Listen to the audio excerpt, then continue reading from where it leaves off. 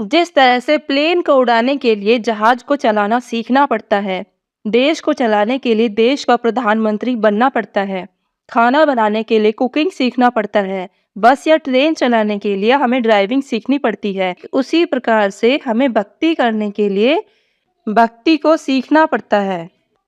तो आज हम बात करेंगे भक्ति के कौन-कौन से अंग हैं, किस प्रक्रिया को हम लगातार करते हुए भगवान के करीब पहुंच पाते हैं। ठीक उसी प्रकार से भक्ति को करने के लिए हमें भक्ति को सीखना पड़ता है कि किस प्रकार से हम भक्ति करें ताकि हम भगवान के करीब पहुंच जाएं। तो आज हम बात करेंगे नवदा भक्ति के बारे में। नवदा भक्ति क्या है, नवदा भक्ति किस प्रकार से की जाती है और नवदा भक्ति में कौन कौन से 9 भक्ति के अंग हैं। नवदा भक्ति का अर्थ है 9 प्रकार की भक्ति, जैसे श्रवण, कीर्तन, स्मरण, पाद सेवन, अर्चन, वंदनम, दास्यम और आत्मनिवेदन। श्रीमद् भागवत में भक्ति के 9 रूपों का वर्णन किया गया है। यदि नियमित रूप से इनका पालन और अभ्यास किया जाए तो निसंदेह हम भगवान के करीब पहुंच पाएंगे। श्रीमद् भागवत के 7वें स्कंद के 5वें अध्याय श्लोक नंबर 23 में कहा गया है, श्रवणम कीर्तनम विष्णु स्मरणम पाद सेवनम अर्चनम वंदनम दास्यम साख्यम आत्मनिवेदनम। यानी नवदा भक्ति की ये 9 प्रक्रियाएं हैं जिनका पालन करते हुए भगवान के करीब पहुंचा जा सकता है। तो आइए हम इन 9 अलग अलग प्रक्रियाओं पर एक एक करके चर्चा करें। सबसे पहले आता है श्रवण। श्रवण के आचार्य महाराज परीक्षित है, जिन्होंने अपने जीवन के अंतिम 7 दिनों में सुखदेव गोस्वामी से निरंतर श्रीमद् भागवत का श्रवण किया था। श्रवण भक्ति के 9 रूपों में सबसे पहला और सबसे प्रमुख है। इसका अर्थ है भगवान के स्वरूप, गुणों, लीलाओं या दिव्य नाटकों, उनके चमत्कारों और भगवत गीता जैसे उनके बोले हुए शब्दों से संबंधित उनकी दिव्य महिमा को सुनना। भगवान की महिमा को निरंतर सुनने से हमारा हृदय शुद्ध हो जाएगा और भगवान तक वापस जाने के हम योग्य हो जाएंगे। नियमित भक्तों की संगति के माध्यम से श्रवण किया जा सकता है। भगवान की दिव्य गतिविधियों की लीलाओं को ध्यान से सुनने से भक्त का मन और हृदय वासना, क्रोध, लोभ और ईर्ष्या जैसे बुरे गुणों से शुद्ध हो जाता है। तो इस तरह से यदि हम श्रवण करते हैं तो धीरे धीरे हमारा मन शुद्ध होता चला जाएगा और हम भगवान तक पहुंच पाएंगे। इसके बाद आता है कीर्तनम। कीर्तन का अर्थ होता है भगवान की महिमा का गुणगान करना। कीर्तन के आचार्य सुखदेव गोस्वामी हैं। कीर्तन का अर्थ है भगवान की महिमा का गुणगान करना। कीर्तन के आचार्य सुखदेव गोस्वामी हैं, जिन्होंने महाराज परीक्षित को भागवतम सुनाया था। भक्त हमेशा भगवान के नाम का जाप करता रहता है, सभी को उनकी महिमा का वर्णन करता है। दिव्य जप की प्रक्रिया कोई भी व्यक्ति आसानी से कर सकता है, भले ही कोई शारीरिक रूप से अयोग्य हो, दूसरों से कमतर हो या भौतिक योग्यताओं से रहित हो या धार्मिक गतिविधियों के मामले में बिल्कुल भी उन्नत न हो। पवित्र नाम का जप हमेशा लाभकारी होता है। पवित्र नाम के जप से कोई भी व्यक्ति बहुत आसानी से उन्नति कर सकता है। भगवान के पवित्र नाम का जाप करने मात्र से ही व्यक्ति आध्यात्मिक जीवन में पूर्ण रूप से आगे बढ़ जाता है। जीवन में सफलता के लिए यह सर्वोत्तम प्रक्रिया है। भगवान के पवित्र नाम का जाप करने मात्र से व्यक्ति मुक्त हो जाता है और अपने घर भगवान के धाम में वापस लौट जाता है। इसके बाद आता है स्मरणम। जब कोई व्यक्ति नियमित रूप से श्रवण और कीर्तन की प्रक्रिया करता है तो उसका हृदय शुद्ध हो जाता है। तो इसके बाद स्मरण की अनुशंसा की जाती है। स्मरण के आचार्य प्रहलाद महाराज है, जिन्होंने अपने पिता हिरण्यकश्यप की लगातार यातनाओं के बावजूद कृष्ण को कभी नहीं बुलाया। भगवान को निरंतर स्मरण करने से हृदय शुद्ध हो जाता है। स्मरण के 5 प्रकार है। पहले प्रकार के स्मरण में भक्त यह खोजता है कि उसे किस रूप में अधिक आसक्ति है तथा भगवान के विभिन्न रूपों का चिंतन करता है। मन को भगवान के एक रूप पर केंद्रित करता है और मन की गतिविधियों को अन्य सभी भौतिक आसक्तियों से हटा लेना। भगवान के किसी विशेष रूप पर ध्यान केंद्रित करना। अपने मन को एकाग्र करते हुए भगवान के विशेष रूप का निरंतर स्मरण करें। इसे भी पूर्ण ध्यान कहा जाता है। सबसे बाद में आता है किसी विशेष रूप पर ध्यान केंद्रित करने की भावना जागृत करना। इसे समाधि भी कहते हैं। नवदा भक्ति का चौथा अंग है पाद सेवनम। पाद सेवनम का अर्थ है भगवान के चरण कमलों की सेवा करना। लक्ष्मी देवी पाद सेवन की आचार्य है, जो सदैव भगवान के चरण कमलों की सेवा में लगी रहती है। इस प्रक्रिया में धीरे धीरे अन्य प्रक्रियाएं भी शामिल होती जाती है, जैसे भगवान के स्वरूप को देखना, भगवान के स्वरूप को छूना, भगवान के स्वरूप को देखने के लिए जगन्नाथपुरी, द्वारका और मथुरा जैसे स्थानों पर जाना और गंगा यमुना में स्नान करना। गंगा में स्नान करना या शुद्ध वैष्णव की सेवा करना भी ताड़ीय उपासना के नाम से जाना जाता है। यह पाद सेवन भी है। ताड़ीय शब्द का अर्थ है भगवान के साथ संबंध में। वैष्णव, तुलसी, गंगा और यमुना की सेवा पाद सेवन में शामिल है। पाद सेवन की यह सभी प्रक्रियाएं व्यक्ति के आध्यात्मिक जीवन में बहुत तेजी से आगे बढ़ने में मदद करती है। नवदा भक्ति का 5वां अंग आता है अर्चनम। अर्चन का अर्थ है देवता की पूजा। अर्चन के आचार्य महाराज पृथु हैं, जिन्होंने अपनी समस्त राजकीय संपत्ति भगवान को शुद्ध भक्ति प्रदान करने के लिए प्रयोग की। यदि कोई व्यक्ति अर्चन की प्रक्रिया में रुचि रखता है तो उसे निश्चित रूप से एक प्रामाणिक और आध्यात्मिक गुरु की शरण लेनी चाहिए और आध्यात्मिक गुरु से देवता पूजा की प्रक्रिया सीखनी चाहिए। अर्चन के लिए कई पुस्तकें हैं, विशेष रूप से नारद पंचरात्र। इस युग में अर्चन या फिर देवता पूजा के लिए पंचरात्र प्रणाली की विशेष रूप से अनुशंसा की जाती है। अर्चन की 2 प्रणालियां हैं। पहली है भागवत प्रणाली और दूसरी पंचरात्रि की प्रणाली।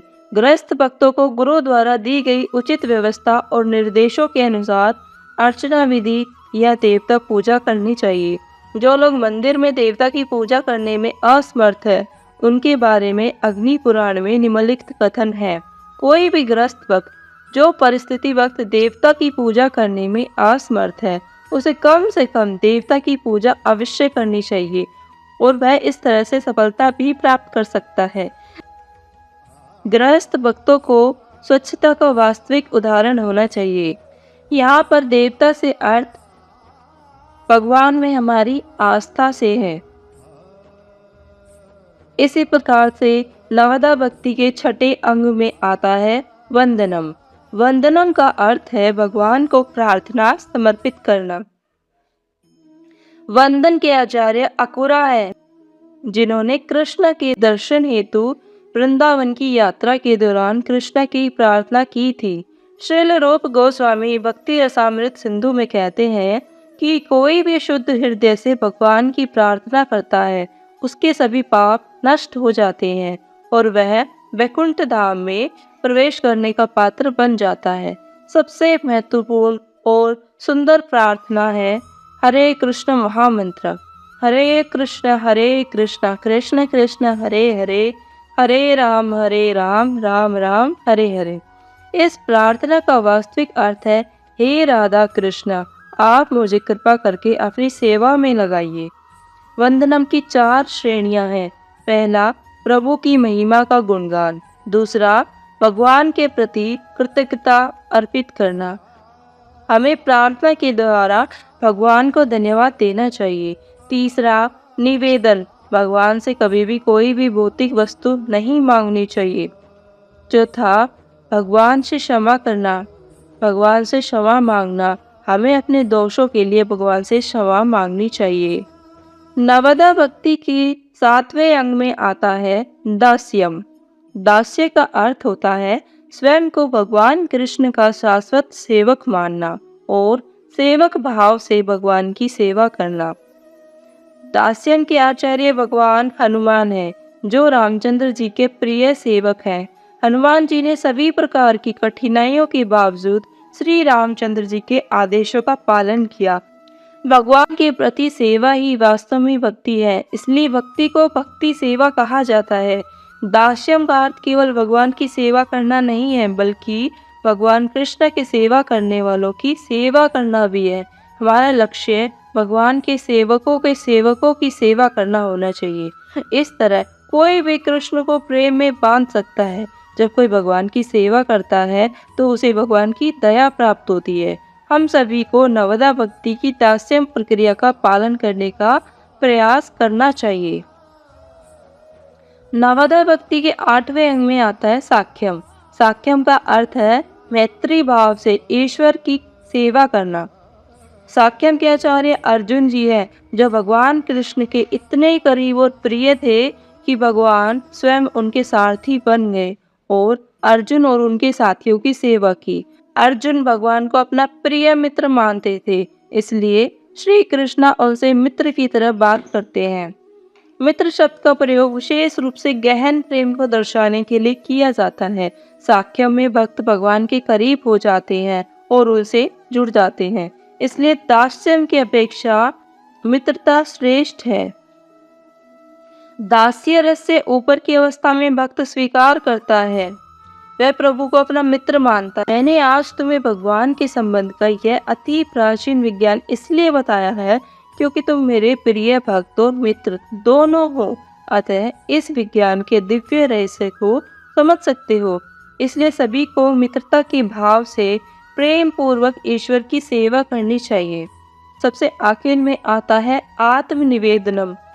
आत्मनिवेदन का अर्थ है स्वयं को पूर्णतः ईश्वर के प्रति समर्पित कर देना।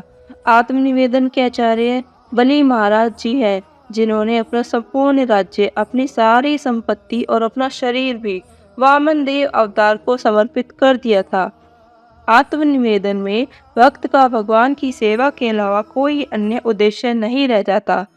वह अपना सब कुछ भगवान को समर्पित कर देता है तथा केवल भगवान की खुशी के लिए ही अपना कार्य करता है। ऐसा भक्त उस गाय के समान है जिसकी देखभाल खुद उसका स्वामी करता है। जब गाय की देखभाल उसका स्वामी करता है तो उसे अपने भरण पोषण की चिंता नहीं करनी पड़ती। ऐसी गाय सदैव अपने स्वामी के प्रति समर्पित रहती है और कभी भी स्वतंत्र रूप से काम नहीं करती, बल्कि स्वामी के हित के लिए ही काम करती है। आत्मनिवेदन के सर्वोत्तम उदाहरण हैं बलि महाराज और अम्बरीश महाराज। 18वें अध्याय के 66 श्लोका में कहते हैं, सर्वधर्मान परित्यज्य मामेकं शरणं व्रज अहम त्वं सर्व पापेभ्यो मोक्षयिष्यामि मा शुचा। सब प्रकार के धर्मों को त्याग कर तुम मेरी शरण में आ जाओ, मैं तुम्हें सब प्रकार के पापों से मुक्त कर दूंगा, डरो मत। परीक्षित महाराज ने न केवल सुनने से मोक्ष प्राप्त किया और सुखदेव गोस्वामी ने केवल कीर्तन से मोक्ष प्राप्त किया। प्रहलाद महाराज ने स्मरण करके मोक्ष को प्राप्त किया। लक्ष्मी देवी, जो कि भाग्य की देवी कही जाती है, उन्होंने भगवान के चरण कमलों की पूजा करके सिद्धि प्राप्त की। पृथु महाराज ने भगवान की मूर्ति पूजा करके मोक्ष प्रदान किया। अक्रूर जी ने प्रार्थना करके, हनुमान जी ने सेवा करके, अर्जुन ने भगवान से मित्रता स्थापित करके और बलि महाराज ने भगवान की सेवा में सब कुछ अर्पित करके अपना मोक्ष प्रदान किया। अक्रूर जी ने प्रार्थना करके, हनुमान ने सेवा करके, अर्जुन ने भगवान से मित्रता स्थापित करके और बलि महाराज ने भगवान की सेवा में सब कुछ अर्पित करके मोक्ष प्रदान किया। इन सभी महान भक्तों ने एक विशेष प्रक्रिया के अनुसार भगवान की सेवा की, लेकिन उनमें से प्रत्येक ने मोक्ष प्रदान किया और भगवान के घर लौटने के योग्य बन गए। इस प्रकार हमें अपने जीवन में भक्ति की इन 9 प्रक्रियाओं को लागू करने का प्रयास करना चाहिए, ताकि हम भगवान कृष्ण के प्रेम को प्राप्त कर सकें। जब हम भगवान और भगवान की वाणी, उनके द्वारा दिए गए निर्देशों का पूरी तरह से पालन करेंगे, तो इसमें बिल्कुल भी शंका नहीं रह जाती कि हम भगवान के धाम वापस लौट जाएंगे। वैसे भी जीव का स्वभाव होता है भक्ति करना। हम किसी न किसी रूप में अपने आप को सेवा में लगाए हुए हैं। तो हमें कोशिश करनी चाहिए कि नवदा भक्ति की 9 अंगों में से किसी भी प्रक्रिया को फॉलो करते हुए अपने जीवन में अपनाते हुए भगवान के धाम वापस लौटने का कोशिश करनी चाहिए। हमें भगवान के चरण कमलों तक पहुंचने का प्रयास करना चाहिए। जय श्री कृष्णा, जय श्री गौर हरि।